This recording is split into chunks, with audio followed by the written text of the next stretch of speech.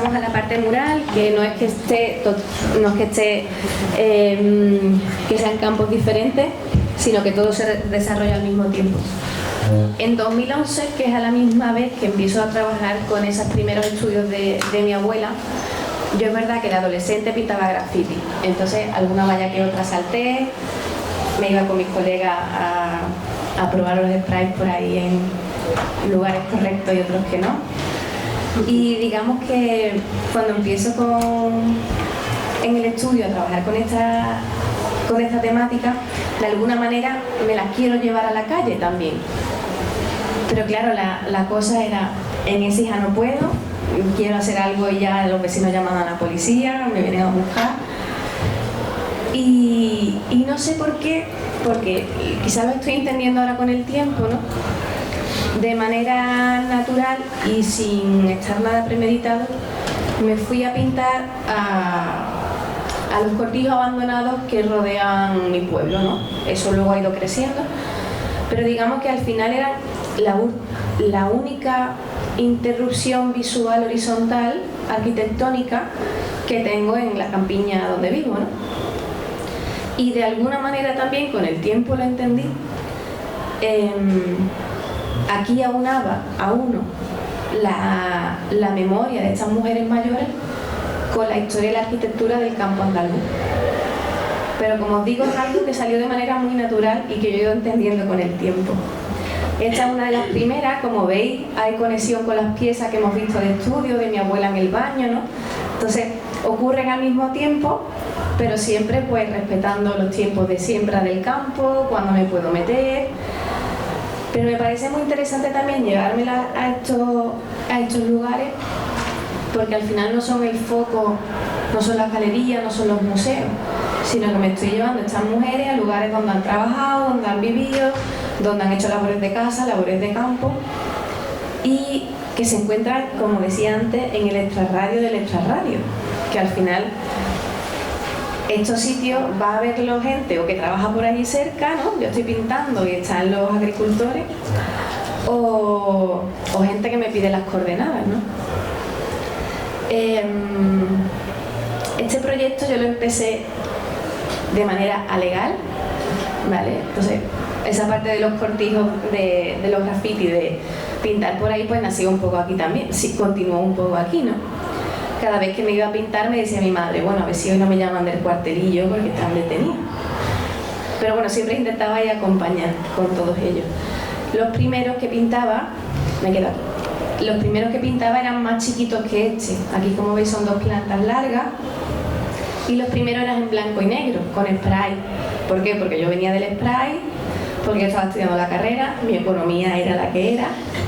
Entonces eran en blanco y negro, unos 2,3 metros de alto máximo y unas 2 o 3 horas de ejecución del mural, de la pintura. ¿Por qué?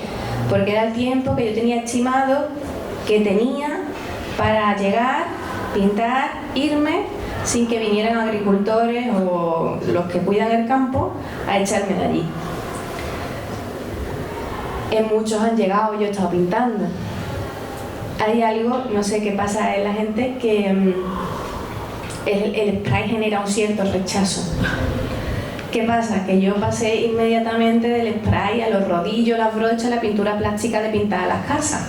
Entonces, claro, para estos hombres que venían a verme era como, esta muchacha está sola en mitad del campo, los caminos no llegan a todos los cortijos, muchas veces tengo que cruzar campo a través con el material. Y también me veían, como estáis viendo aquí, con pértigas, rodillos y brochas para intentar coger altura. Porque aquí no podemos meter ningún tipo de maquinaria, de grúa, como podremos ver en murales públicos después.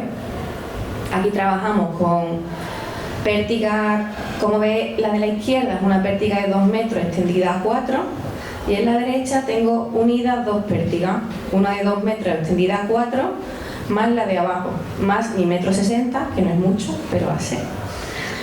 Entonces, a través de eso, pues voy consiguiendo la altura.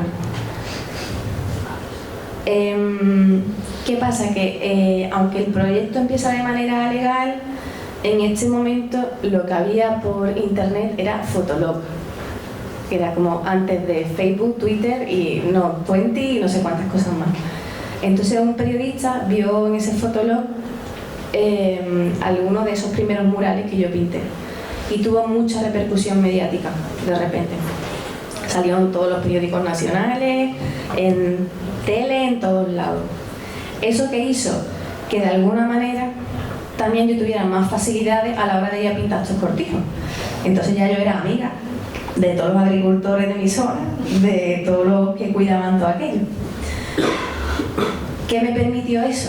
Pues que esas primeras piezas, como veis aquí, que eran más chiquititas, como de 2, 3 de alto, se puede tener 5 o 6 de base, permitirme ir a hacer piezas de mayor formato, como habéis visto en algunas anteriores. Entonces, como es bastante sufrido físicamente por la altura y el desplazamiento de materiales, cruzar mucho campo y todo, lo que hacía era dividir las jornadas de trabajo en varios días. Qué chiquitito. Y permitirme hacer piezas mucho más elaboradas, de mayor tamaño, en las que podía volver a ir 2 o 3 días después. Y también permitirme coger mucho más altura, que no son solamente las 2 o 3 horas iniciales de corre, pinta y vete, sino coger esa altura. Este es uno que está a media, que todavía no he terminado, pero bueno, para que veáis también un poco como aquí, por ejemplo, si tengo un camino al lado donde podía descargar material, pero se da la ocasión en que no, también para que veáis la altura que cogemos aquí. Yo siempre animo con este proyecto a... Mira, aquí también para que veáis la altura, este es justo el mismo, ¿vale? Me voy con, como veis abajo, con los cubos, pintura plástica, botella de agua y a pintar. Yo siempre animo con este proyecto a que cualquier inquietud verdadera que tengáis, que la hagáis, sea legal o no. Aunque tengáis los profes aquí, yo lo siento, pero es decir, yo empecé esto en 2011, hombre, siendo también respetuosos con lo que estamos haciendo, ¿no? Si yo sé que aquí estoy yendo a un entorno donde no estoy haciendo daño, son edificios que están olvidados, que de hecho los agricultores lo están hundiendo para tener más metros de cultivo, ¿no? Entonces ellos cuando venían a verme y me veían así, pues me daban carta libre como, oye, chicas, lo que quieran.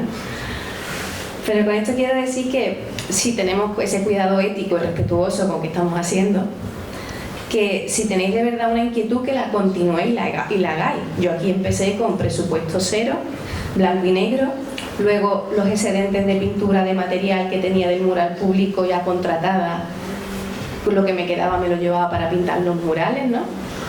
Ese proyecto fue creciendo y en 2020 pedí una ayuda al Ministerio de Cultura de España para seguir con este proyecto y avanzarlo y terminarlo. Y el Ministerio me dio la ayuda. Entonces, con esto lo que digo es que esos proyectos que pueden nacer con presupuesto cero y en sitios que tú dices, me cuesta un montón el desplazamiento, no sé lo que vas a hacer, cuando realmente tienen un buen fondo y un buen trabajo detrás, salen adelante. De eso a que yo les anime a hacer este tipo de proyectos.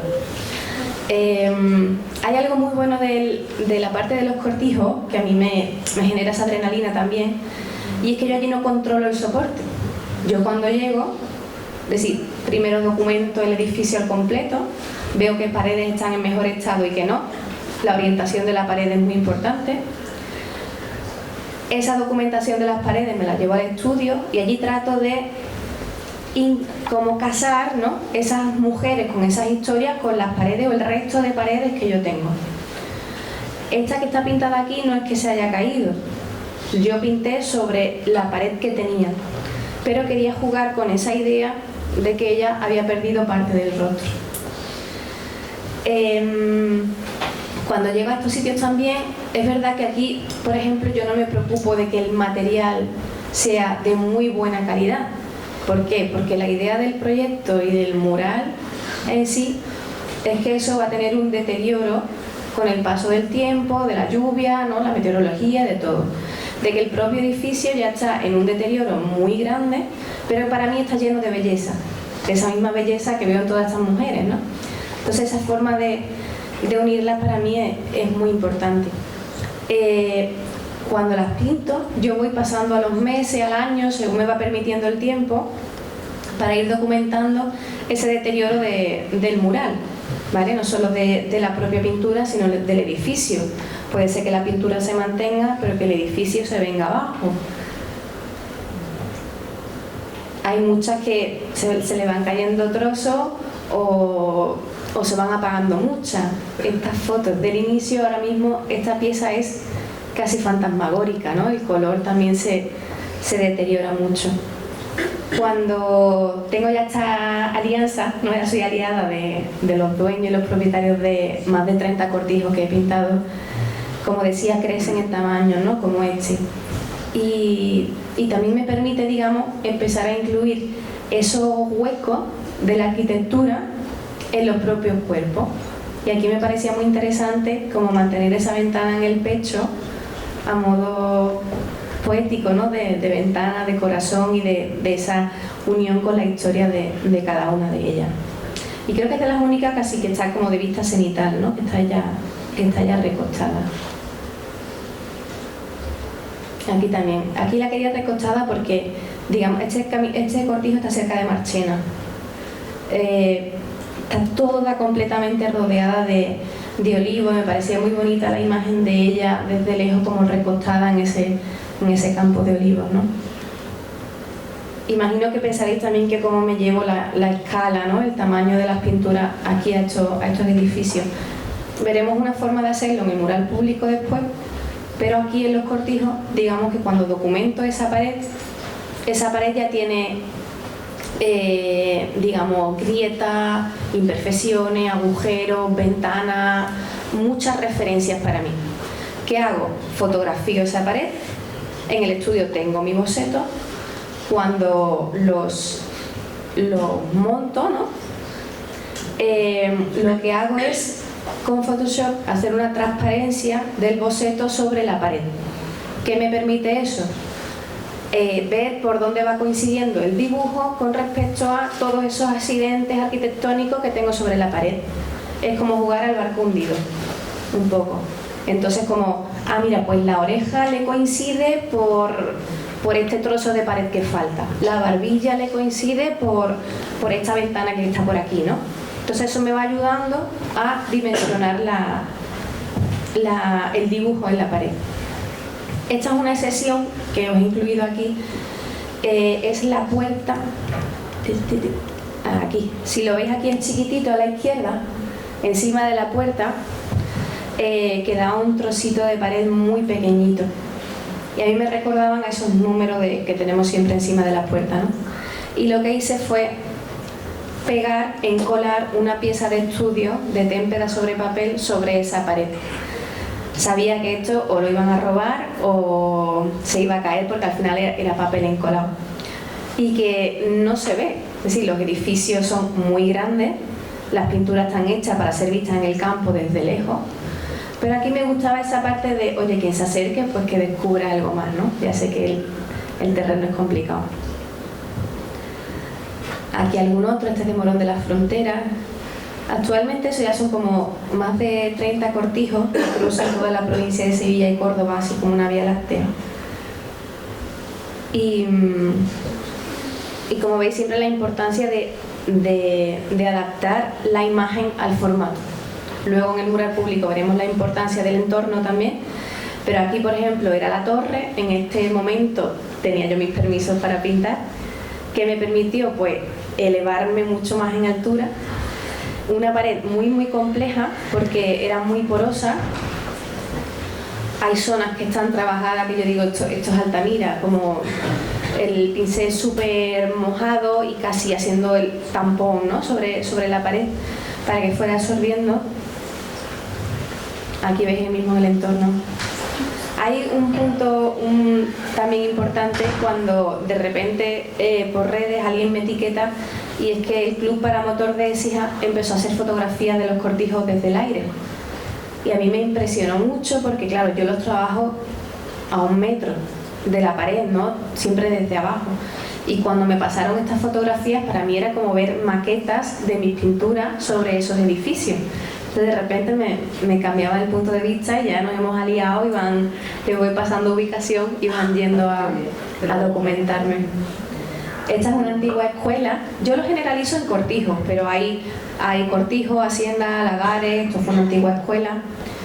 Y esa pared, por ejemplo, tenía una grieta muy, muy potente en la pared y en la base le faltaba todo el material, pero bueno, volvemos a ese juego de aprovechar lo que tenemos, de esa parte no controlada que me ofrece la pared del Cortijo, que es todo lo contrario a lo que tengo en el estudio. Yo en el estudio controlo soporte, pintura, todo, absolutamente todo. Y aquí puedo estar pintando y de repente que tenga una parte muy avanzada vuelvas a continuar y se me venga la pared abajo. Entonces hay una parte de adrenalina ahí que a mí me gusta muchísimo. Aparte de toda esa parte temática, historia de memoria que aúna, ¿no? Edificio, piel, pintura y todo, ¿no?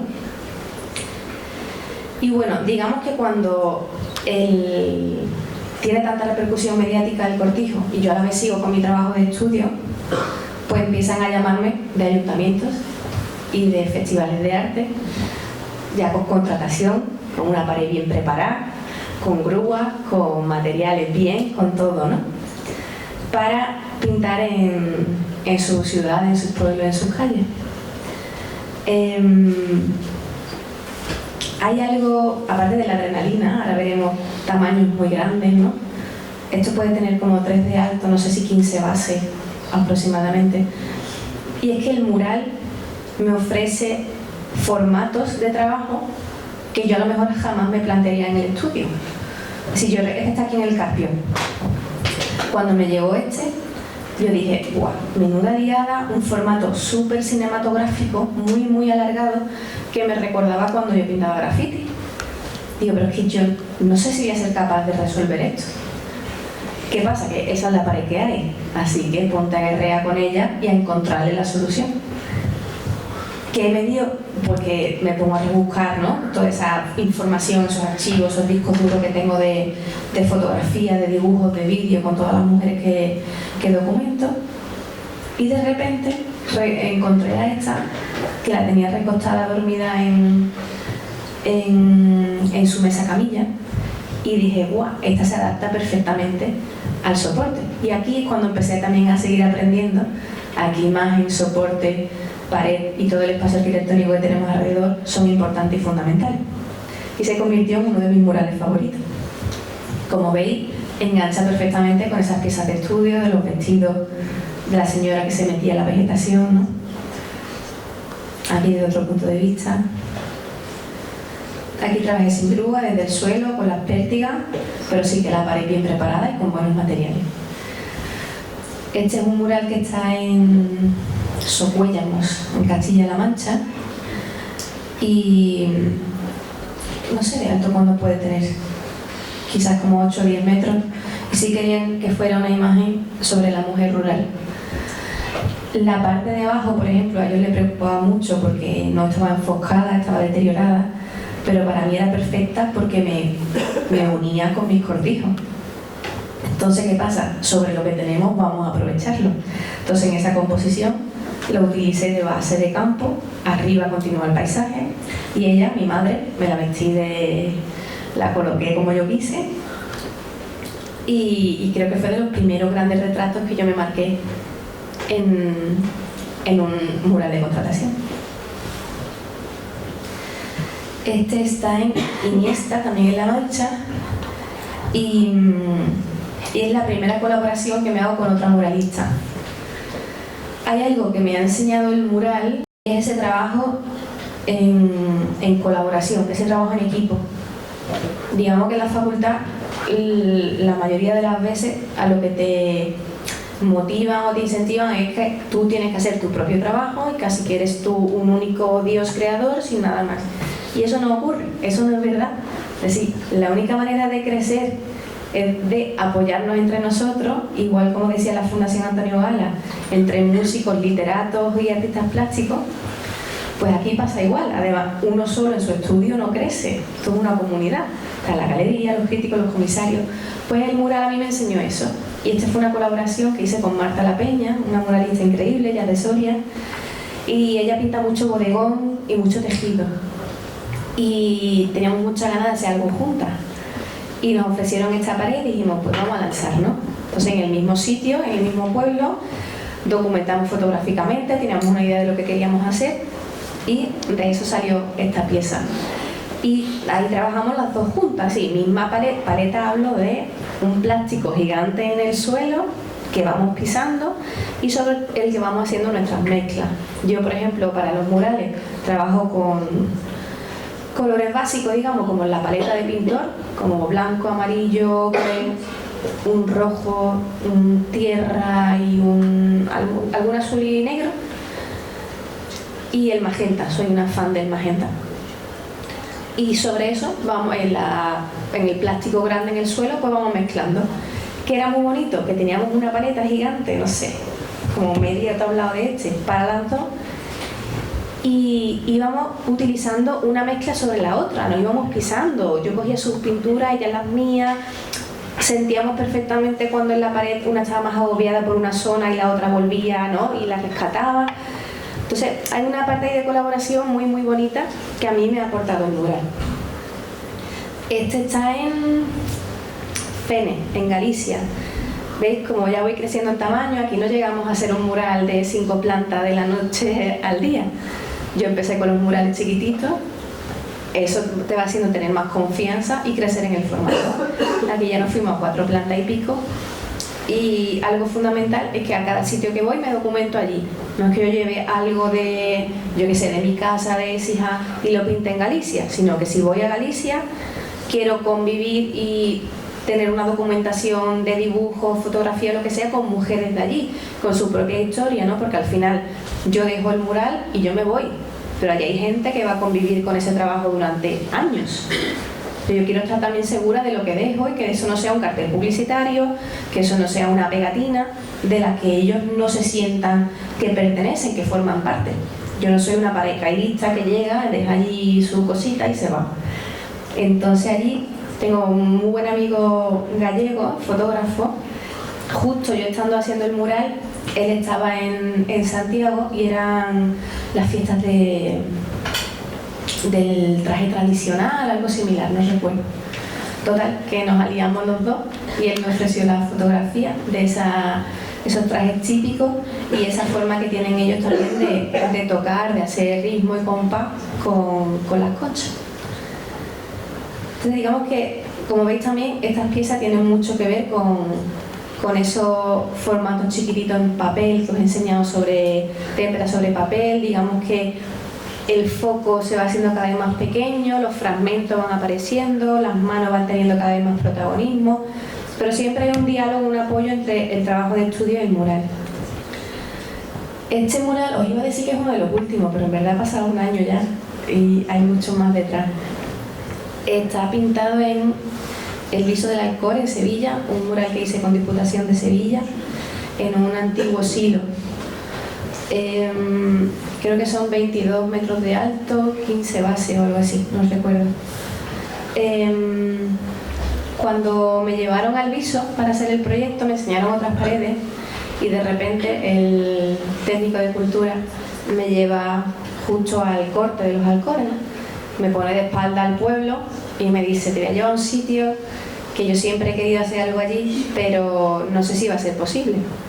Y claro, me planta allí, aquí, con esas vistas de toda la vega por detrás y un silo, con las ganas que yo tenía de pintar un silo, pero con mucha problemática al mismo tiempo, porque es un edificio de chapa galvanizada, como veis, con un montón de ondulaciones tanto verticales como horizontales, y yo siendo figurativa para mí era un problema y gordo, pero me quedé aquí. Pero me sentí valiente. Yo creo que al final el mural te hace como ser más envalentonada y les dije que sí. Me llevó una preparación mucho más grande, porque hacer galvanizado normalmente en los murales de contratación sí que hay sello en la pared, le doy una imprimación, hay una pintura y a veces un barniz, depende de la ubicación. Aquí en este caso, chapa oxidada, tenía que raspar, trabajar el óxido, dar una imprimación y pintar, con toda esa problemática de horizontales y verticales.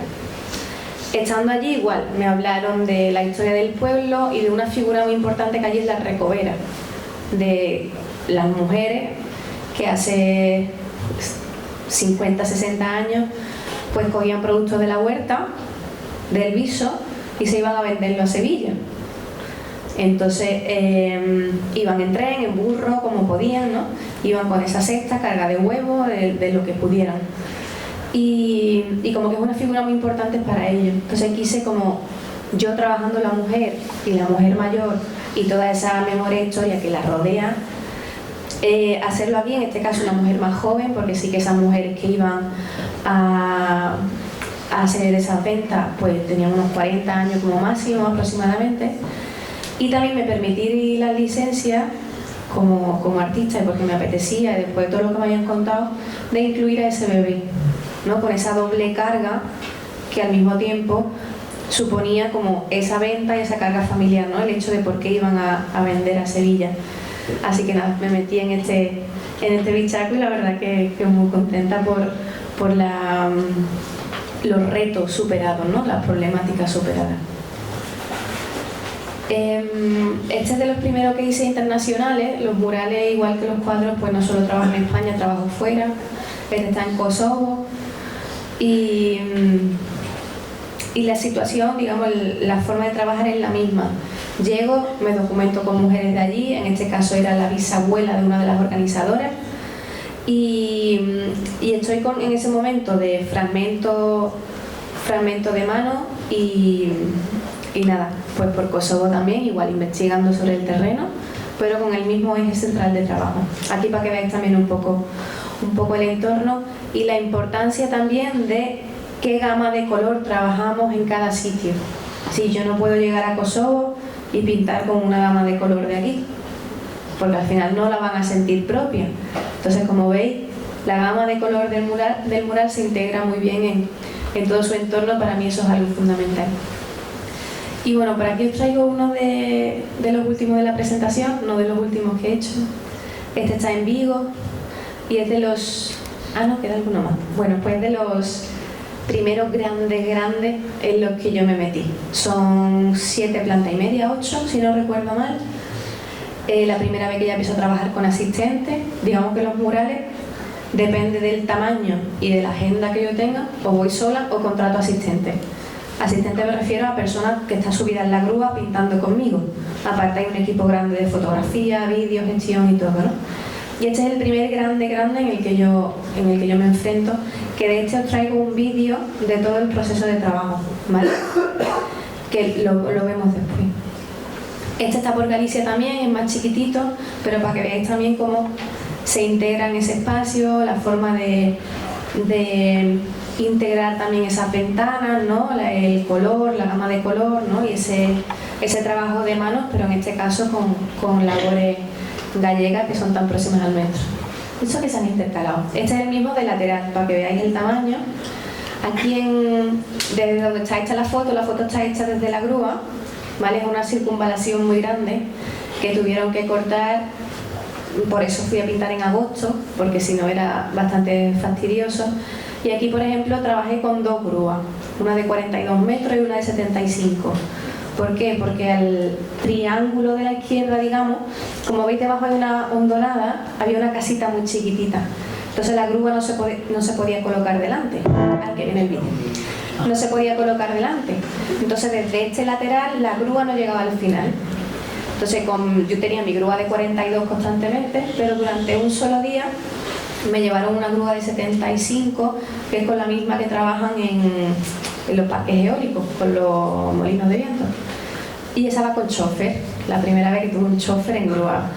Ojalá lo tenga siempre. La canasta de arriba era gigantesca y además que no se sentía, era como volar en dron. Y nada, pues ahí los tres, el chofer y mi asistente y yo. Cuando trabajo en murales así de grandes, en los cortijos dije que me apoyaba de los accidentes arquitectónicos de la pared para trasladar ese dibujo. Cuando son así de grandes, lo que suelo hacer es una cuadrícula, pero una cuadrícula que no está medida, es una cuadrícula como muy jeroglífica, muy abierta. Esos jeroglíficos pueden ser números, letras, dibujos que no se repiten en ninguna parte de la pared. ¿Para qué? Para hacer lo mismo, ese traslado de la imagen por transparencia sobre la pared, sobre ese jeroglífico, y con eso seguimos jugando como al barco hundido, a colocar. En el vídeo vais a ver todo ese proceso. Creo que lo tengo ya.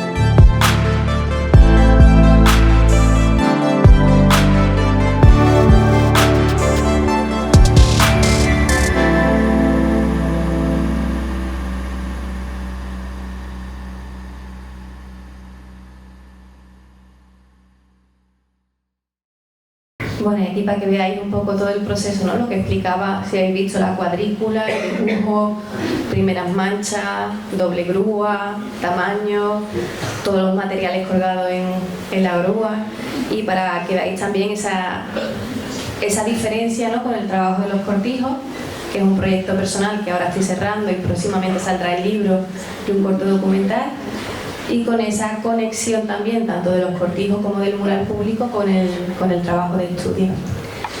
Así que nada, si queréis hacer preguntita o algo, yo estoy aquí para vosotros.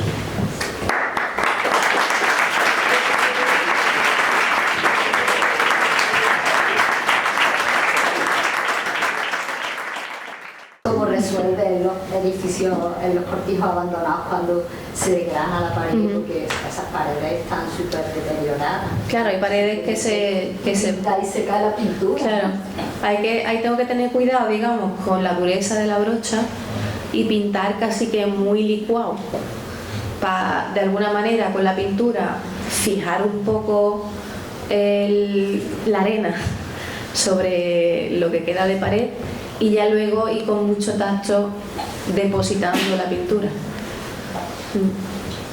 Dime. ¿Cómo guardamos al rodillo cuando tiene el rodillo manchado pértiga? Buena pregunta.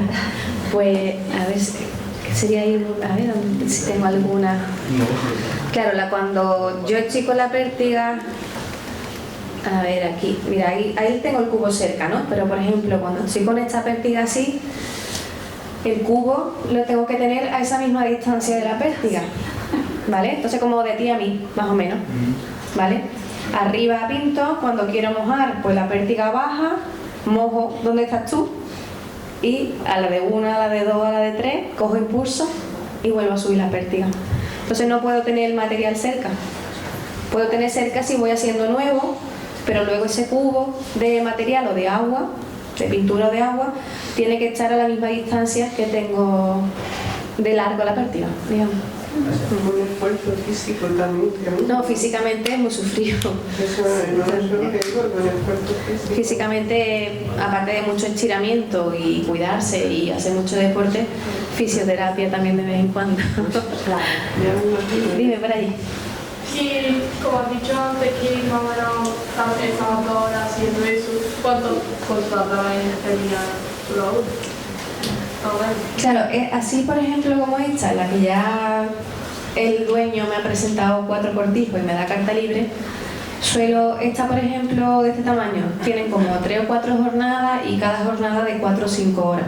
Son jornadas cortas porque al final sufro mucho del cuello con la pértiga. No es lo mismo que el trabajar con la grúa. En la grúa he hecho locuras de horas porque tienes un tiempo limitado, trabajas con la luz del sol y te dan, si llueve pierdes tiempo, ¿no? Entonces a veces he hecho 12, 14 y muchas horas en la grúa. Aquí al final 4 o 5 horas máximo en los cortijos, te vas, descansas, estiras y vuelves en otro momento. Sí. He hecho eso, 3 o 4 días. Tengo una. Dime. ¿Cuál es el mural que más te ha costado hacer? Porque viendo la técnica que utilizas de estar a una altura diferente o simplemente por la rugosidad de la pared o cualquier cosa así, ¿hay alguno que te haya costado mucho o que hayas tardado mucho en hacer? Pues yo creo que el que más he tardado en tiempo, en hacer, aquí faltan muchos murales, pero digamos en este estuve un mes entero sola, tuve asistente 2 días para preparar la pared y para la parte de arriba, para que uno fuera con la grúa y el otro con una máquina airless de presión de pintura. Pero también, ¿qué pasó? Que fue un mes porque tuve casi una semana de lluvias de por medio, me puse con gripe, con fiebre, trabajé con fiebre, pero hay fechas de contratos de cumplir. Entonces creo que aquí fue un mes. Y este fue bastante fastidioso por el hecho eso de que era chapa, la preparación era diferente, la primera capa de pintura tenía que ser más fina para que agarrase sobre la imprimación y luego sí podía dar más pintura más espesa porque la primera capa escurría un poquito al ser chapa. Entonces digamos que este es fastidioso en todos los aspectos, aunque esté contenta con el resultado. Luego, por ejemplo, yo tenía una semana en Ferisae, en Kosovo, para hacerlo. Una semana contando con ida y vuelta en avión. Encima llegamos todos los artistas, éramos 5 o 7, cada uno de la parte del mundo, y de 5 días para pintar, 3 estuvo lloviendo. Entonces luego el mural lo saqué en 2 días. Entonces la pared era buena, pero yo aquí estuve echando 15 horas diarias para poder sacarlo a tiempo. Entonces fue muy difícil, pero también aprendí a conocer mi cuerpo y mi cabeza en situaciones límites.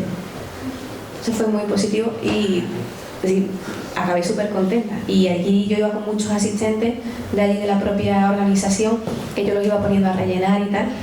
Y yo les decía, mira, tengo los cascos de música porque necesito estar súper focus, súper concentrada porque tengo 2 días para sacar esto porque me voy en avión. Entonces cualquier cosa me da un golpecito si no me escucho y ya no. Entonces, por ejemplo, de pared muy bien, pero de cuestiones externas, horrible, estresante. Entonces, a lo mejor estos 2 tengo esas anécdotas, pero la lluvia siempre está presente en la mayoría, si no es la lluvia son los 45 grados, si no son las grúas que se rompen también, ¿no? Por ejemplo, la de se le fue el hidráulico un día, estuve 2 días sin grúa, me quedé arriba. No, pues hay veces tienen que venir los bomberos, esas cosas. Sí. Dime. ¿Cuánto tardaste en hacer el mural que sale en el vídeo, el grande? El grande, 10 días, con asistente los 10 días, íbamos los 2 al mismo ritmo y trabajando casi que de 9 de la mañana a 9 de la noche. Parábamos para comer, pero claro, era, como os digo, esta calle de la derecha que baja, una circunvalación muy importante de Vigo, O sea, me invitaron a pintar en agosto, que es cuando hay menos tráfico porque todo el mundo está de vacaciones, y cortaron esa calle esos 15 días, entonces desviación de tráfico, autobuses, todo, y me tenían allí con una presión bastante grande. Entonces éramos 10 días los dos, pero muy intensos. En un tiempo más tranquilo, pues uno descansa más, lo disfruta de otra manera, pero aquí 10 días a saco. Cuando empezaste a hacer los cortijos, a trabajar tú desde abajo en obras tan grandes, ¿tu perspectiva no deformó un poco los dibujos? Claro, eso es un buen punto, incluso en estos grandes de contratación. Por ejemplo, la foto está hecha frontal, pero la cabeza es más grande. Nos damos cuenta en el frontal que la cabeza es un poco más grande de lo que debería. ¿Por qué? Porque la mayoría de la gente lo va a ver desde abajo. Entonces, yo lo dibujé a la escala normal, digamos, con el boceto que yo tenía, me lo llevé a mi cuadrícula. ¿Qué pasa? Cuando me voy abajo al suelo, que es de donde lo va a ver todo el mundo, la cabeza quedaba muy pequeña. Entonces modificamos el dibujo y lo crecimos arriba. ¿Para qué? Para que desde abajo, como tú dices, esa deformidad se vea correcta. En el cortijo pasa casi igual. Lo que pasa es que no llega a estos tamaños tan grandes y que al final la mayoría no se van a ver justo desde donde yo lo pinto, porque la mayoría son sembrados. La gente lo va a ver de lejos del camino. Entonces siempre hay algunos ajustes según la ubicación. Es como si a lo mejor este mural, por ejemplo, no tuviera calle justo en el frontal y lo viéramos del lateral solamente, pues tendríamos que jugar también con esa deformidad. Eso hay que tenerlo en cuenta también con los tamaños y la ubicación, claro. A mí me ha parecido muy interesante la relación que has establecido entre la poesía y la pintura, porque creo que es una buena definición de tu obra, ¿no? Que eres una pintora poeta, podríamos decir. ¿En qué sentido consideras tú que se produce esa influencia? ¿Dónde la ves tú? ¿Te inspira en temas de colores, temas de, no sé? Pues quizá creo, bueno, en la gama de colores seguro, ¿no? Porque intento cuidar, por ejemplo, toda la serie del Alzheimer, ¿no? Incluso cuando trabajo con mujeres que no tienen Alzheimer, pues que esa gama también sea agradable y cercana, no solo por lo que yo viva, sino por lo que va a recibir el espectador. Porque sí que hay mucha gente, ya no, pero cuando empecé me decían, oye, pero ¿por qué pintas mujeres mayores? Incluso galeristas y todo, como, oye, pero ¿quién va a comprar eso? ¿Quién va a poner eso? Y yo siempre les decía que mi compromiso con la pintura, con la historia del arte es mayor que lo que pueda pegar con tu sofá, no que el cuadro que pueda pegar con tu sofá. Entonces yo soy respetuosa con la gama de color teniendo en cuenta lo que trabajo. Dentro de eso también, como trato de ir con pies de plomo, pero con mucho respeto, acercándome a ella, creo que ahí también entra el juego poético de cómo toda esa experiencia y eso que me cuentan puedo llevarlo a la imagen, a una imagen que tampoco quiero que sea triste y agresiva. Hay gente que me dice, pues esto, digo, peor eso los grabados de Goya, ¿no? Y no, a mí me flipan, ¿no? Entonces creo que hay imagen, gama de color y luego los títulos, también juego mucho con los títulos, de ahí a que mucha gente diga que también que ese juego poético está presente en todos los aspectos. No sabría decirte más de eso, como que leo mucho, escribo mucho antes de hacer la pieza, dibujo mucho y como que hay muchos filtros hasta estar segura de cuando saco la pieza.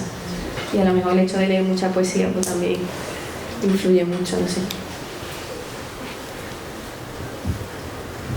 ¿Algo más? Bueno, pues nada, de nuevo muchísimas gracias, Virginia, ha sido un placer y un disfrute.